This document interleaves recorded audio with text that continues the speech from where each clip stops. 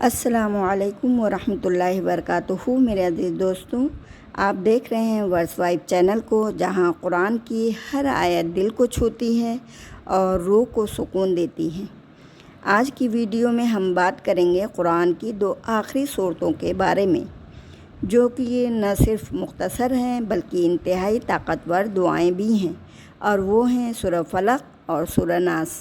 کیا آپ جانتے ہیں یہ 2 صورتیں ہمیں ہر ظاہری اور باطنی شر سے بچانے کے لیے نازل کی گئی ہیں؟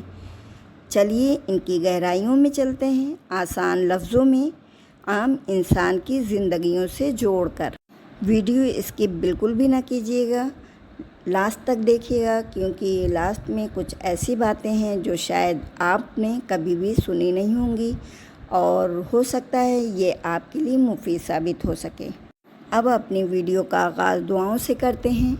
اللہم صلی علی محمد وعلی آل محمد کما صلیت علی ابراہیم وعلی آل ابراہیم انک حمید مجید۔ اللہم بارک علی محمد وعلی آل محمد کما بارکت علی ابراہیم وعلی آل ابراہیم انک حمید مجید۔ رب زدنی علما، رب اشرح لی صدری ویسر لی امری واحلل عقدۃ من لسانی یفقہوا قولی۔ سورہ ناس، تلاوت قرآن۔ اعوذ باللہ من الشیطان الرجیم، بسم اللہ الرحمن الرحیم۔ قل اعوذ برب الناس، ملک الناس، الہ الناس، من شر الوسواس الخناس، الذی یوسوس فی صدور الناس، من الجنۃ والناس۔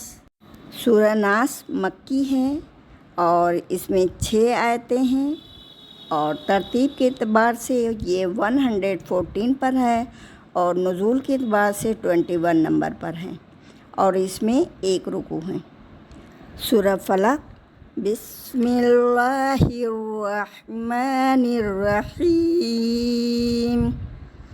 قل اعوذ برب الفلق، من شر ما خلق، ومن شر غاسق اذا وقب، ومن شر النفاثات في العقد، ومن شر حاسد اذا حسد۔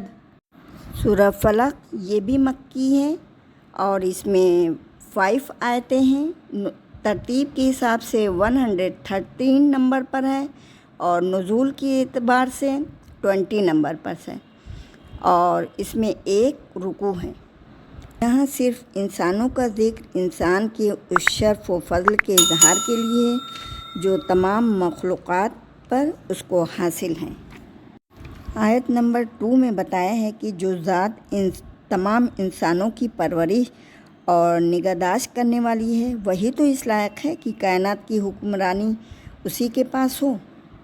آیت نمبر 3 میں بتایا جو تمام کائنات کا پروردگار ہو، پوری کائنات پر اسی کی بادشاہی ہو، وہی ذات اس بات کی مستحق ہے کہ اس کی عبادت کی جائے، اور وہی تمام لوگوں کا معبود ہو۔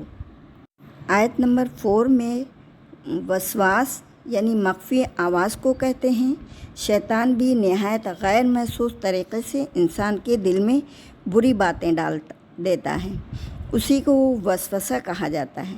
خناس یعنی کھسک جانے والا، یہ شیطان کی صفت ہوتی ہے کہ جب اللہ کا ذکر کیا جاتا ہے تو یہ دھیرے سے کھسک جاتا ہے، اور اللہ کی یاد سے غفلت بڑھتی جائے تو وہ دلوں پر چھا جاتا ہے۔ آیت نمبر 6 میں وسوسہ ڈالنے والے کی 2 قسمیں ہوتی ہیں، شیاطین جو جنات میں سے ہوتے ہیں اور جن کو اللہ تعالیٰ نے انسانوں کو گمراہ کرنے کی قدرت دی ہے۔ ہر انسان کے ساتھ ایک شیطان اس کا ساتھی ہوتا ہے جو اس کو گمراہ کرنے کی کوشش کرتا رہتا ہے۔ یہ مسلم کی حدیث ہے۔ اسی طرح حدیث میں آتا ہے کہ نبی صلی اللہ علیہ وسلم اعتکاف فرماتے تھے کہ آپ کی زوجہ محترمہ حضرت صفیہ آپ سے ملنے کے لیے آئیں۔ رات کا وقت تھا، آپ انہیں چھوڑنے کے لیے ان کے ساتھ گئے۔ راستے میں 2 انصاری صحابی وہاں سے گزرے تو آپ نے انہیں بلا کر فرمایا کہ یہ میری اہلیہ صفیہ بنت حی ہیں۔ انہوں نے عرض کیا، اے اللہ کے رسول، آپ کی بابت ہمیں کیا بدگمانی ہو سکتی ہے؟ تو آپ صلی اللہ علیہ وسلم نے فرمایا، یہ تو ٹھیک ہے، لیکن شیطان انسان کی رگوں میں خون کی طرح دوڑتا ہے۔ مجھے خطرہ محسوس ہوا کہ کہیں وہ تمہارے دلوں میں کچھ شبہ نہ ڈال دے۔ وسوسے کی دوسری قسم وہ شیطان جو انسانوں میں سے ہوتے ہیں جو اپنی ہی جنس انسانوں کو گمراہی کی ترغیب دیتے ہیں۔ سورہ فلق کی مختصراً تشریح۔ ابو حابس جہنی رضی اللہ تعالیٰ عنہ سے آپ صلی اللہ علیہ وسلم نے فرمایا، اے ابو حابس، کیا میں تمہیں سب سے بہترین ذریعہ بچاؤ نہ بتا دوں جس کے ذریعے سے پناہ طلب کرنے والے پناہ مانگتے ہیں؟ انہوں نے عرض کیا، ہاں ضرور بتلائیے۔ آپ صلی اللہ علیہ وسلم نے دونوں صورتوں کا ذکر کر کے فرمایا، یہ دونوں معوذتین ہیں۔ نبی صلی اللہ علیہ وسلم انسانوں اور جنوں کی نظر سے پناہ مانگا کرتے تھے۔ جب یہ دونوں صورتیں نازل ہوئیں تو آپ نے ان کو پڑھنے کا معمول بنا لیا اور باقی دوسری چیزیں چھوڑ دیں۔ حضرت عائشہ رضی اللہ تعالیٰ عنہ فرماتی ہیں، جب آپ صلی اللہ علیہ وسلم کو کوئی تکلیف ہوتی تو معوذتین یعنی سورہ فلق، سورہ ناس پڑھ کر اپنے جسم پر پھونک لیتے۔ جب آپ کی تکلیف زیادہ ہو گئی تو میں یہ صورتیں پڑھ کر آپ کے ہاتھوں کو برکت کی امید سے آپ کے جسم پر پھیرتی۔ دوسری حدیث، جب نبی صلی اللہ علیہ وسلم پر جادو کیا گیا تو جبریل علیہ السلام یہی 2 صورتیں لے کر حاضر ہوئے تھے اور فرمایا کہ ایک یہودی نے آپ پر جادو کیا ہے اور یہ جادو فلاں کنویں میں ہے۔ آپ صلی اللہ علیہ وسلم نے حضرت علی کو بھیج کر اسے منگوایا۔ یہ ایک کنگھی کے دندانوں اور بالوں کے ساتھ ایک تانت کے اندر 11 گرہیں پڑی ہوئی تھیں اور موم کا ایک پتلا تھا جس میں سوئیاں چبھی ہوئی تھیں۔ جبریل علیہ السلام کے حکم کے مطابق آپ ان دونوں صورتوں میں سے ایک ایک آیت پڑھتے جاتے اور گرہ کھلتی جاتی اور سوئی نکلتی جاتی۔ خاتمے تک پہنچتے پہنچتے ساری گرہیں بھی کھل گئیں اور سوئیاں بھی نکل گئیں اور آپ اس طرح صحیح ہو گئے جیسے کوئی شخص جکڑ بندی سے آزاد ہو جاتا ہے۔ اور آپ صلی اللہ علیہ وسلم کا یہ معمول بھی تھا کہ رات کو سوتے وقت سورہ اخلاص اور معوذتین پڑھ کر اپنی ہتھیلیوں پر پھونکتے اور پھر انہیں پورے جسم پر مل لیتے۔ پہلے سر، چہرے اور پھر جسم کے اگلے حصے پر ہاتھ پھیرتے۔ اس کے بعد جہاں تک آپ کے ہاتھ پہنچتے 3 مرتبہ آپ ایسا کرتے۔ یہ دونوں صورتیں ہماری روحانی ہتھیار ہیں۔ اگر ہم بھی سکون، حفاظت اور اللہ کا قرب چاہتے ہیں تو ان صورتوں کو اپنی روزانہ کی عادت بنا لیں۔ دوستوں، قرآن صرف کتاب نہیں، ہدایت ہے، حفاظت ہے اور دلوں کا علاج ہے۔ سورہ فلق اور سورہ ناس چھوٹی صورتیں ضرور ہیں مگر ان کا پیغام اور اثر بے حد عظیم ہے۔